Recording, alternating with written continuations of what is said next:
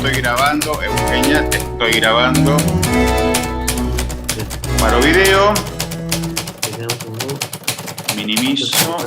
Cuando estés listo, Rubén, decime. Yo estoy listo. Ok, vos, Eu, también. Sí. Acción.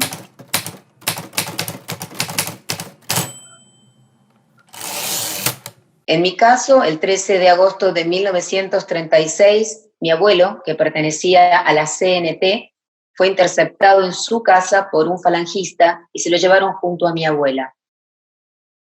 Mi abuela estaba embarazada y le quedaban pocas semanas para dar a luz. Las vecinas contaban que al subirlo al camión parecía que hubiera roto aguas. Mi padre tenía 5 años, estaba pasando el verano en el pueblo. Cuando llegó la noticia, la hermana de mi abuela fue al cuartel de Falange a pedir que la liberaran, puesto que se suponía que a las mujeres embarazadas no se las podía fusilar. En el cuartel le dijeron que en el tiro de gracia le habían reventado la tripa. Mi padre tuvo que vivir con eso las siguientes décadas, hasta 1978. Una vez que falleció el dictador, pudimos reencontrarnos con los camaradas de mi abuelo y pudieron contarlo todo. Uno de ellos nos contó entonces que a mi abuela en realidad la ingresaron en el hospital de Gracia y en la misma habitación que a su tía, y de cómo habían cuidado de mi abuela hasta que dio a luz. Pudo tener a la niña en brazos viva. A mi abuela no la volvieron a ver, se la llevaron del paritorio. A la niña se la quitaron de los brazos y tampoco la pudo volver a ver. Pero así pudimos saber que mi padre había tenido una hermana sana. Sabemos de esto desde hace 33 años. Y llevamos todo ese tiempo buscando.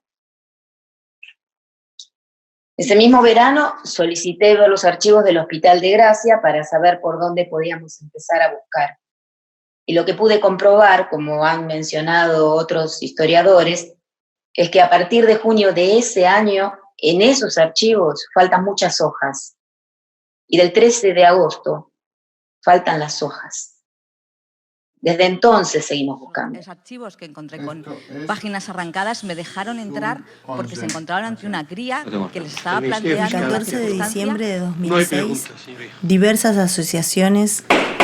El 14 de diciembre de 2006, diversas asociaciones y familiares de desaparecidos y fallecidos durante la Guerra Civil Española y la posguerra presentaron ante la Audiencia Nacional escritos de denuncias en las que ponían en conocimientos del juzgado los hechos acontecidos durante ese periodo y la situación de desamparo en la que se encontraban.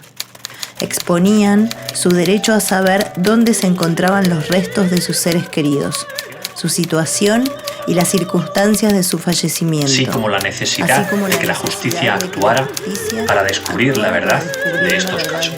Se establece que se suplica a la sala que teniendo por presentado este escrito se rinde admitirlo. El 16 de octubre de 2008, el magistrado Baltasar Garzón dictó un auto en el que se asume la competencia de los hechos. El objeto de la instrucción es el de delito contra el gobierno legítimo. Un delito que, según reza el texto, indujo matanzas y detenciones sistemáticas y generalizadas de los opositores políticos y provocaron el exilio forzoso de miles de personas. Las asociaciones cifran en 140.000 el número de desaparecidos en España. Las asociaciones cifran en 140.000 el número de desaparecidos en España. ¿Tiene algo que decir la defensa del acusado sobre las modificaciones de la conclusión? Con la venia de su señoría, este nuevo escrito desborda groseramente el marco acusatorio de este juicio, puesto que coloca como argumento central... Emilio, ¿a qué asociación de la memoria histórica pertenece usted? A la Asociación por la Recuperación de la Memoria Histórica, que tiene implantación en todo el Estado. Yo soy nieto de un desaparecido que durante 64 años estuvo en una cuneta, hasta el 18 de octubre del año 2000. Mi familia siempre pensó que estaba en una montaña a las afueras de Ponferrada, en León, pero estaba en un pueblo, Brianza del Bierzo. Después de exhumarlo fue identificado por una prueba de ADN. Era una fosa donde había 13 personas. La exhumación se hizo en 2 fines de semana con un grupo de arqueólogos y forenses. Todavía no conocemos la identidad de todas ellas. Están enterradas individualmente en un cementerio, en un pueblo próximo, con un informe osteológico esperando que las reclame alguien. No sabemos quiénes son. Yo soy nieto desaparecido y, por una casualidad, encontré dónde estaba la fosa donde presumiblemente estaba él, gracias a un amigo de mi padre de hace muchos años. En principio yo iba buscando la solución a un problema familiar. Mi abuela había muerto 2 años antes.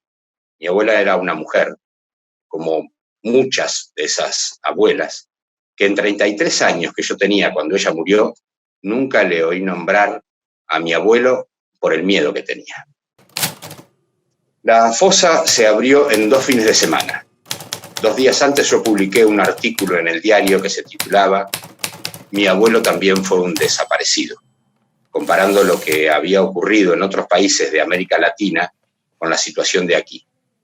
No entendía que no ocurriera nada. En muchas ocasiones, mucha gente no sabe qué pasó. Se lo llevaron y se acabó el conocimiento de lo que ocurrió con ellos. Gente que volvía a casa y había desaparecido un familiar. A lo largo de estos años hemos resuelto algunos casos, a veces de forma dramática, como decirle a un familiar que su ser querido acabó en un campo de concentración nazi. A veces solo ayudamos a la gente a saber. Las víctimas de este país nunca han tenido la conciencia de víctimas y han tenido que pasar una travesía de muchos años, de mucho miedo, de mucha marginación, Lo que nosotros queríamos era que la justicia actuara, como actúa cuando hay cualquier crimen. Cuando a alguien lo detienen, como detuvieron a mi abuelo, lo secuestran, lo torturan y lo abandonan en una cuneta con 2 tiros en la cabeza. Eso tendrá que tener alguna respuesta por parte de la justicia. ¿Ustedes han tomado alguna iniciativa de denunciar esto a través de otro foro? Desde abril del año 2010 estamos personados en Argentina en una causa que se lleva ahí, buscando la aplicación del principio de justicia universal. Tenemos casos que se han juzgado aquí en España en el año 1998 y entendemos que eso puede ser bidireccional. Hemos ido allí a aportar la información que tenemos y si desde ahí se puede conseguir justicia y tenemos nuestros derechos garantizados, tenemos que tratar de obtener esa oportunidad. Doña María, cada vez que usted hable tiene usted que apretar el botón que tiene delante del micrófono, porque si no, no se oye, ¿eh? Claro, bueno, entonces apriete usted el botón.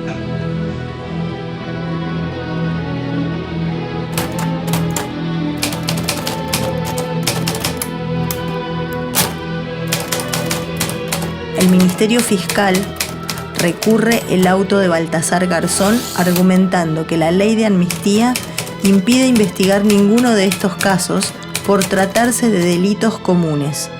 La justicia española detiene la causa por completo el día 2 de diciembre de 2008 y la investigación se cierra.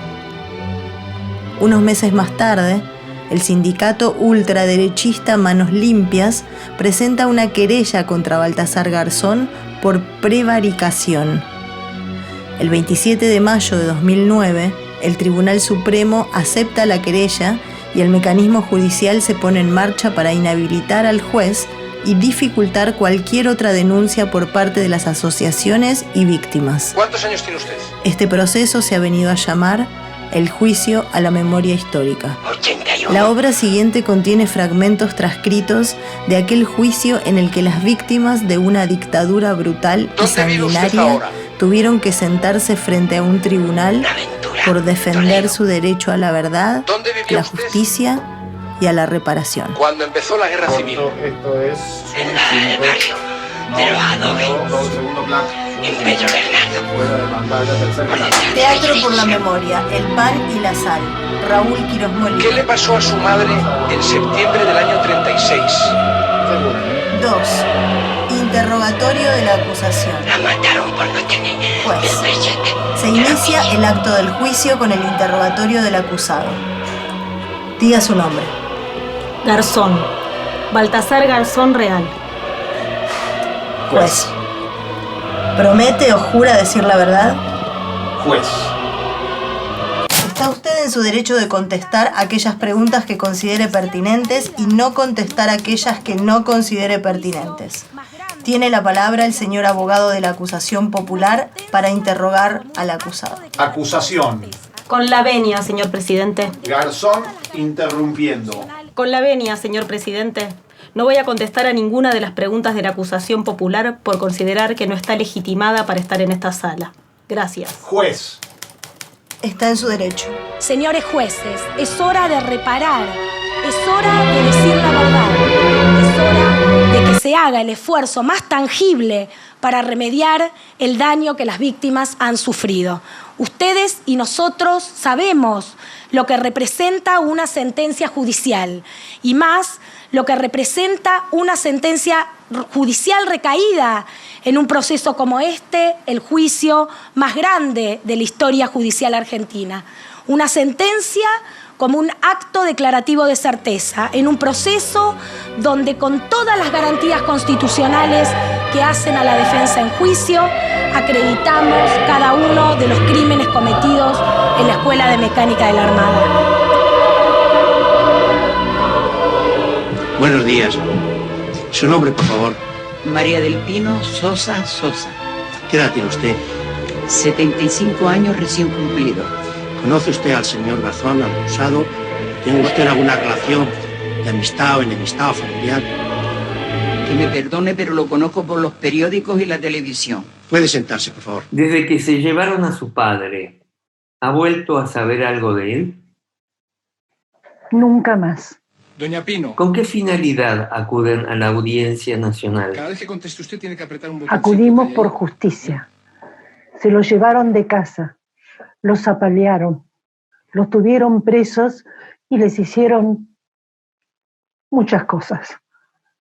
Cuando se llevaron a mi padre, yo era muy pequeñina. Se llevaron el pan y la sal de nuestra casa, porque mi madre quedó enferma y buscaba a mi padre y nunca lo encontró. ¿Su madre aceptó una declaración de fallecimiento de su padre? No, no quería aceptarla, porque como decía ella, se lo llevaron vivo y vivo lo reclamaba. Con la venia, excelentísimo señor. Entonces confío en la justicia, que la justicia va a ser la encargada de llegar a esa verdad y va a ser la encargada de hacer justicia por mí, por mis abuelas, por mi hermano, por mis hijas. Gracias. Por mi país. Dictó por la usted democracia. El auto de diciembre de 2006 del procedimiento Para que el Estado 399/2006. No secuestre, no viole, no asesine. Para que no apropie más bebés en un marco ideal, ilegal y terrorista. Yo lo que espero es, además de justicia, espero verdad. Porque no me basta con una sola. Yo quiero la verdad. De la Asociación de Familiares y Víctimas del Genocidio de Paracuellos del Jarama, en la que se denunciaban delitos de genocidio ocurridos durante la Guerra Civil en Madrid. ¿Es cierto? Recalcó que se quebraban en esa querella las normas más elementales de retroactividad. Se me informa particularmente que no tenía abuelos con vida y se me informa también, si mal no recuerdo, que yo había nacido en el sótano de la Escuela de Mecánica de la Armada. Me consultan la posibilidad de que se presente una persona que había presenciado mi nacimiento, el parto de mi madre en carácter de secuestrada. Y yo, por supuesto, accedí. Esta persona es Alicia Emilia, que ella asistió, fue una de las dos personas que asistió al parto de mi madre y, por supuesto, mi nacimiento. Así que, bueno, obviamente ella se encontraba muy emocionada, al igual que yo, ¿no?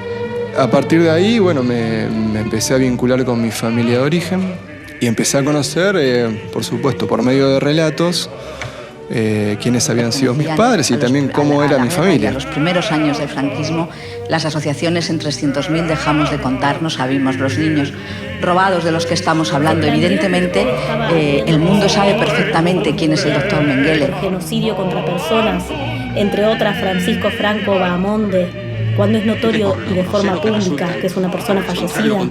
Pido a Dios que me dé salud para poder vivir estos años que después de tanta lucha, para nosotros creo que son fundamentales. Pedir, como le pido siempre al equipo de antropología forense, que necesito que encuentren los restos de mis hijos. Les digo, Maco, yo los quiero ver, porque creo que es un pedazo de nuestros hijos, por lo menos así pienso yo, recuperar los restos. Es todo, señoría. Le hicieron muchas cosas y luego, cuando se llevaron a mi padre, yo era muy pequeñina. Se nos llevaron el pan y la sal.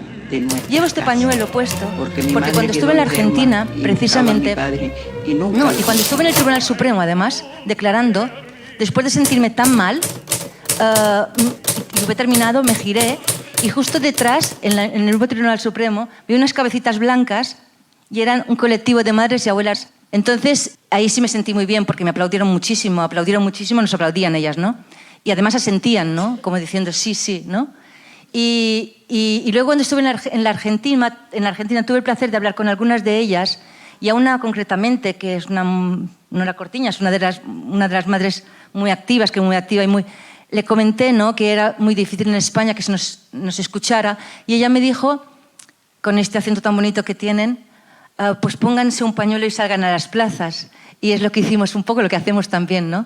Y bueno, más que nada quería explicarles el motivo, ¿no?